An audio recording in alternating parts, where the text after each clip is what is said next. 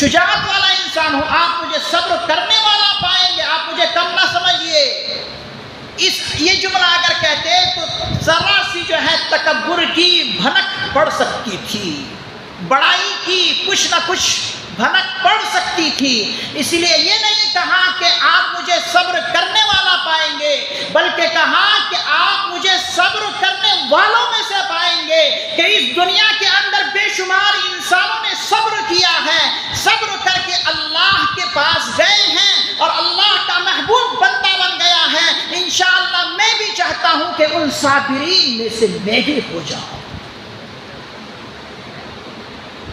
میرے سے بڑے بڑے صابرین گزرے، حضرت ایوب علیہ السلام کا صبر ہے، حضرت یوسف علیہ السلام کا صبر ہے، حضرت موسیٰ علیہ السلام کا صبر ہے، حضرت عیسیٰ علیہ السلام کا صبر ہے، حضرت داؤد اور سلیمان علیہ السلام کا صبر ہے۔ یہ تمام کے تمام صابرین ہیں۔ میری کیا مجال ہے کہ میں صبر کرنے والا ہو جاؤں؟ میں چاہتا ہوں کہ اللہ مجھے بھی ان صابرین میں شامل فرما دے، اس لیے کہا ستجدنی انشاءاللہ۔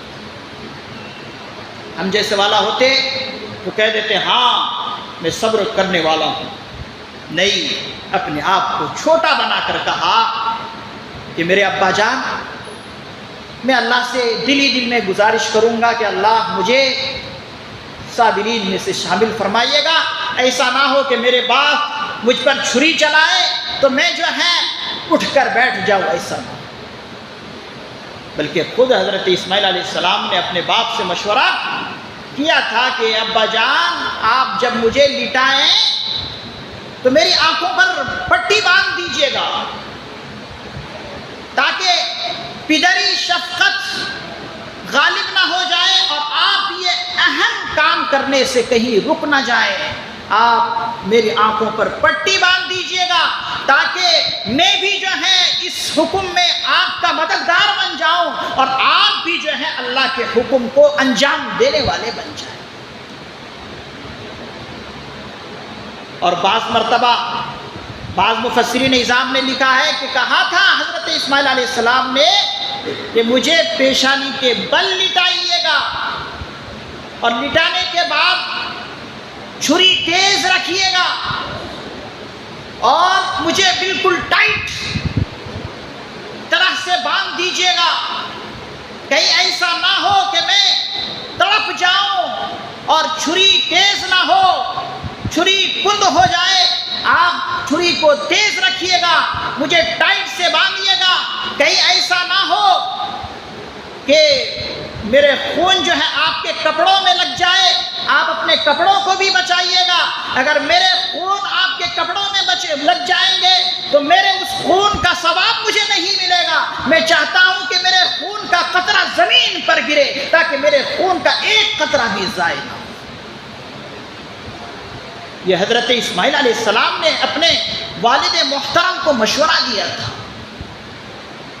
جب یہ اہم کام حضرت اسماعیل علیہ السلام کر گزرنے کے لیے تیار ہوئے اور پوری طرح سے تیار ہو گئے، آپ نے سنا، آپ پڑھتے ہیں، سنتے ہیں کہ شیطان اس کام میں رکاوٹ بن رہا تھا۔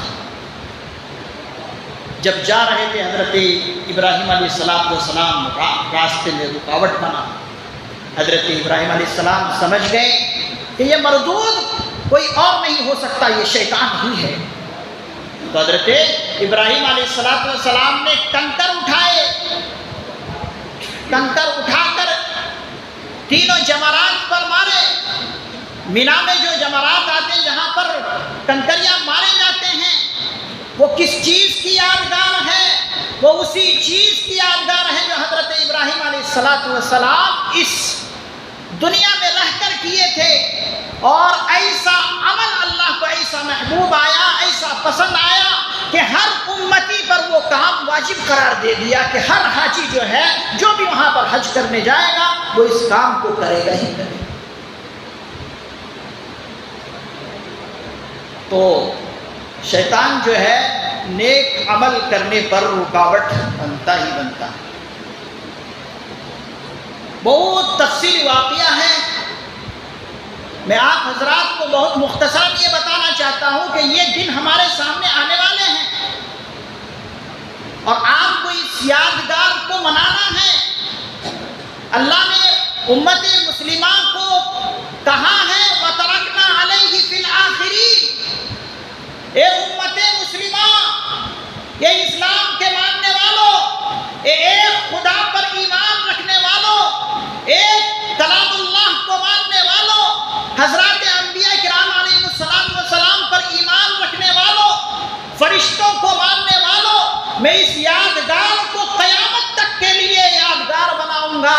وَتَرَكْنَا عَلَيْهِ فِي الْآخِرِينَ، اللہ رب العزت فرماتے ہیں کہ ہم نے اس یادگار کو پیچھے آنے والوں کے لیے یادگار بنا دیا ہے۔ یہ دن ہمارے پاس آنے والا ہے، اس دن کے لیے ہمیں پوری طرح تیار رہنا ہے۔ اس دن پر ہمیں یہ عمل کرنا ہی کرنا ہے، کہیں ایسا نہ ہو شیطان کے بہکاوے میں آ جائیں، لوگوں کی غلط فہمیاں ہمارے ذہن و دماغ میں ڈالنے کی وجہ سے اس عمل سے رک جائیں، ایسا نہ ہو۔ آپ ہمیشہ اس سے چوکن نہ رہیں۔ لوگ کہنے والے کہتے ہیں ارے قربانی کے دن میں لاکھوں جانوروں کو بیکار کرنے سے کیا فائدہ، اتنی جانوں کو طلب کرنے سے کیا فائدہ؟ ارے آپ کے پاس مال و دولت ہے، آپ اس مال و دولت کو غریبوں میں تقسیم کر دیجئے، آپ کو ثواب مل جائے گا۔ میں آپ حضرات کو متنبہ کرنا چاہتا ہوں، آپ ایسے لوگوں سے ہوشیار رہیں۔ اگر آپ اس عمل کو نہ کریں، قربانی کا عمل آپ انجام نہ دیں، لاکھوں روپے آپ خرچ کریں غریبوں پر، مسکینوں پر، یتیموں پر، فقیروں پر، اپاہجوں پر، آپ کو قربانی کا ثواب نہیں ملنے والا۔ آپ کو قربانی کا ثواب کب ملے گا؟ جب آپ قربانی کریں گے تبھی آپ کو اس کا ثواب ملے گا۔ آپ مجھے بتائیں، اگر آپ پر فرض نماز واجب ہے، آپ پر نماز کوئی فرض ہے، آپ چاہیں کہ میں نماز نہ پڑھوں اور دن بھر جو 5 نمازیں ہیں ان 5 نمازوں کا فدیہ ادا کر دوں، تو بتائیے آپ سے وہ ذمہ داری ختم ہو جائے گی فریضے کی؟ نہیں بھائی، آپ کو فرض نماز ادا کرنے ہی پڑیں گے۔ آپ کا فدیہ دینے سے کام نہیں چلے گا۔ آپ کل اللہ کے یہاں یہ جواب نہیں دے سکتے کہ اللہ میں نے نمازیں نہیں پڑھی تھی، میرے اوپر فرض تھی نمازیں اور میں ادا بھی کر سکتا تھا لیکن میں نے ادا نہیں کی ہیں، میں نے اس کے بدلے میں روپے دے دیے، اللہ آپ مجھے معاف کر دیں۔ اللہ تعالیٰ کہیں گے نہیں، جو فریضے آپ پر عائد ہوئے تھے آپ کو وہ کرنا ہی کرنا تھا، آپ نے فقیروں کو پیسے دیے ہیں، آپ کو وہ ثواب ملیں گے، لیکن نماز نہیں پڑھی ہے، آپ کو یہاں پر پکڑ۔ اسی لیے جن حضرات پر قربانی واجب ہے وہ یہ سمجھیں کہ مجھے قربانی دینی ہی دینی ہے، پیسے روپے دینے سے کام میرا نہیں چلے گا۔ اگر کوئی عالم آپ کو بہکائے تو آپ ان کے بہکاوے میں بالکل نہ آئے۔ آج ایسے ٹکٹوں پر بکنے والے عالم بہت ہیں، آپ گوگل میں سرچ کریں گے ایسے عالم آپ کو بہت ملیں گے۔ حاضرین گرامی، ایسے عالموں پر اعتماد نہ کریں، آپ ایسے عالم پر اعتماد کریں جو اہل اللہ کی صحبت میں رہے ہوں، جن کا سلسلہ ان علماء سے جڑا ہوا ہے جو متفقہ فیصلہ کرنے والے ہیں اور ان کے فیصلے کو تسلیم کرتے ہیں۔ آپ ایسے عالموں پر اعتماد کریں، گوگل پر آپ اعتماد نہ کریں۔ تو ہر صاحب نصاب پر قربانی واجب ہے۔ صاحب نصاب سے مراد آپ جانتے ہیں کہ 52.5 تولہ چاندی کے بقدر اگر کسی کے پاس روپے ہیں تو وہ صاحب نصاب کہلاتے ہیں۔ قربانی واجب ہونے کے لیے مسلمان ہونا ضروری ہے، اسی طریقے سے آزاد ہونا ضروری ہے، اسی طریقے سے صاحب نصاب ہونا ضروری ہی ہے، اور اسی طریقے سے بالغ بھی ہونا ضروری ہے۔ نابالغ پر قربانی واجب نہیں ہے، دیوانے پر قربانی واجب نہیں ہے، چاہے دیوانہ کروڑ پتی ہی کیوں نہ ہو، اس کے اوپر قربانی واجب نہیں ہے، بالغ ہونا ضروری ہے۔ تو ایسے تمام لوگوں پر قربانی واجب ہے، اور قربانی کے جانور کی عمریں بھی جو ہے فقہاء کرام نے سامنے رکھا ہے کہ اگر آپ بکرا یا بکری دینا چاہتے ہیں قربانی میں تو 1 سال کا ہونا ضروری ہے۔ 1 سال سے کم میں اگر آپ قربانی دیں گے کسی بکرے یا بکرے کی تو وہ قربانی نہیں لگے گی۔ قربانی کیا؟ قربانی میں جہاں بکرا بکری دیتے ہیں اسی طریقے سے دمبا اور بھیڑ بھی دیتے ہیں۔